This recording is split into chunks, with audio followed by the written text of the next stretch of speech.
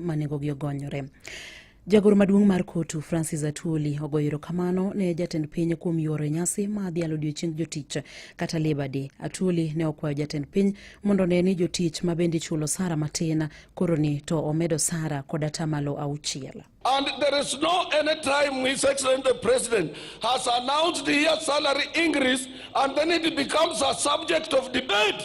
So anybody frustrating ratification is frustrating your government. Anybody who doesn't want that 6% you gave us to be fully implemented, he's not frustrating workers, but he's frustrating the government. Excellency, we have a problem. Let us also ratify ILO Convention 190 to stop both domestic harassment and violence at workplace. You need to talk also to the Federation of Kenya Employers. You are our person. That when you gave these workers 6%, to date is not fully implemented. I'm telling you for free and for sure.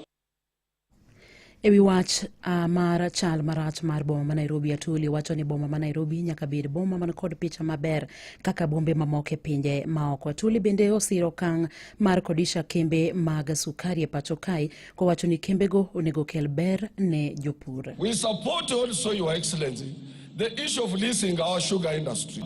They must be seen producing sugar for our own Kenyan, for our own consumption and export for purposes of creating employment. We must support you so that we can be able to create employment.